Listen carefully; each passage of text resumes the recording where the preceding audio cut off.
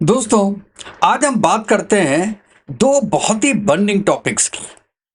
पहला, जो दिलजीत दोसांझ हैं, उनकी जो सरदार जी 3 पिक्चर आ रही है, उसने जो बवाल मचाया हुआ है उसके बारे में।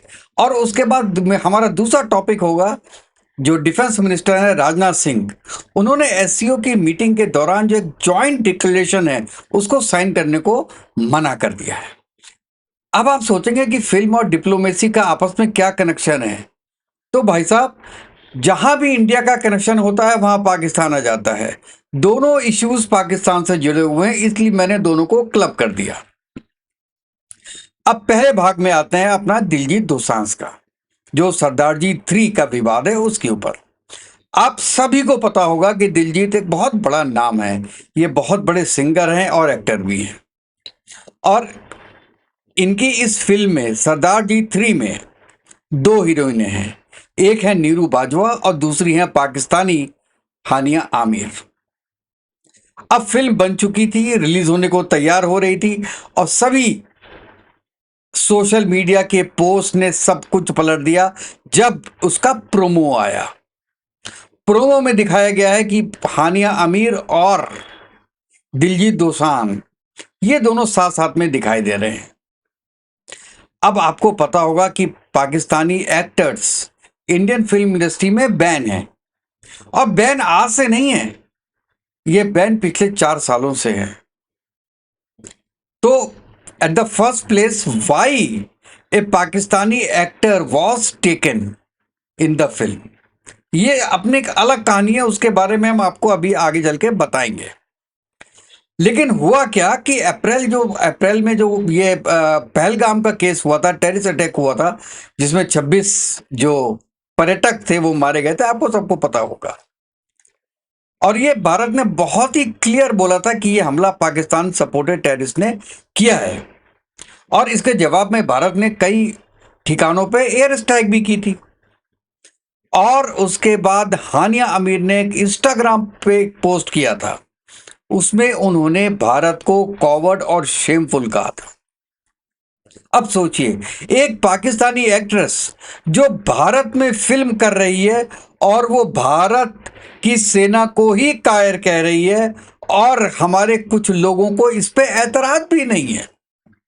लेकिन भाई साहब, इसमें भारत का गुस्सा फूट पड़ा और लोगों ने यह मांग कर दी कि सरदार जी 3 को बायकॉट कर दिया जाए।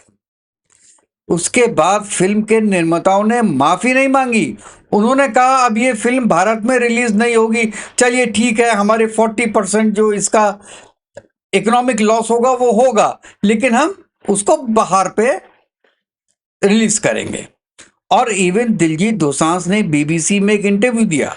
उन्होंने कहा कि ये फिल्म फरवरी में शूट हुई थी, तब भारत पाक के रिश्ते बेहतर थे। कमाल है, फरवरी के महीने में भारत और पाक के रिश्ते बेहतर थे, और इसका हानिया आमिर के प्रोफेशनल होने से क्या मतलब था? वो कहते हैं अब माहौल बदल गया। माहौल फरवरी में अच्छा था क्या? या तो दिलजीत दोसांझ इतने मासूम हैं, या बहुत कट्टर हैं, जो कि उनको समझ में नहीं आ रहा है कि वो क्या बोल रहे हैं। और इसकी जो हीरोइन है नीरू बाजवा, उन्होंने हानिया आमिर को इंस्टाग्राम पे भी अनफॉलो कर दिया और अपनी सारी पोस्टें उनके साथ में हटा दी हैं। और अब खबर ये भी आई है, दिलजीत को बॉर्डर 2 से भी हराया जा चुका है। हालांकि बाद में ये बताया गया कि यार 50% शूटिंग हो चुकी है, और फिलहाल हम ये सोच रहे हैं कि इनको हटाएं या ना हटाएं। लेकिन एक सबसे बड़ा सवाल है, दिलजीत दोसांझ को पाकिस्तान से इतना प्यार क्यों है? अब खास वजह से आते हैं, क्योंकि पिछले कुछ सालों में बार बार दिलजीत दोसांझ का नाम खालिस्तानी सिंपैथाइजर्स के साथ जोड़ा गया है। फार्मर प्रोटेस्ट के समय भी उन्होंने खुले तौर पे समर्थन किया था, और 1 करोड़ रुपए दान में किया था दोस्तों, उनके खाने पीने के लिए। और उसके बाद उन्होंने कुछ ऐसे स्टेटमेंट्स भी दिए थे जो एंटी एस्टेब्लिशमेंट माने गए थे। इवन प्राइम मिनिस्टर मोदी ने इनको अपने पास बुलाया था, इनसे बात भी किया था, और सोचा होगा कि भैया बहुत बड़ा सिंगर है, ये चेंज हो जाएगा। लेकिन जो खालिस्तानी माइंडसेट है वो चेंज कैसे होगा?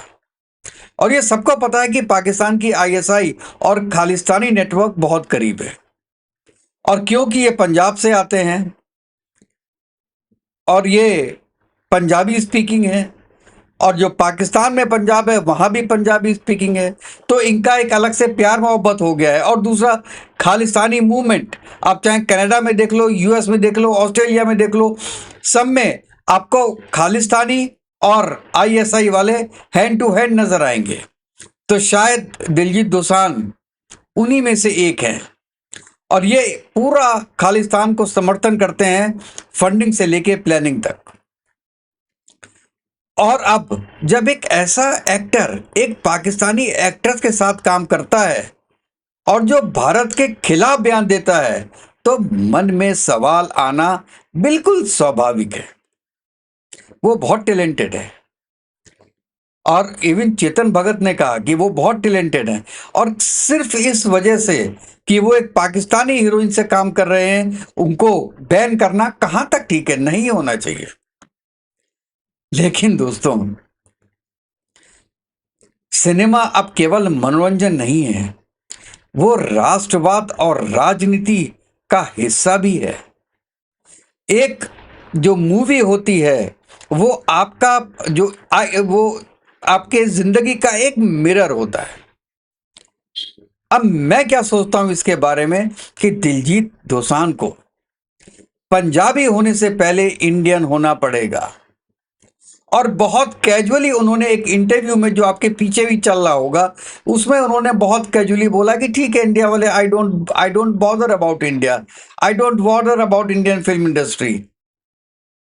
अरे नलायक, तुम्हें जिस कंट्री ने बनाया, पैसे पैसे के लिए मोहताज थे तुम, आज तुम जिस मकाम पे पहुंचे हो वो तुम्हारे देश के कारण ही है।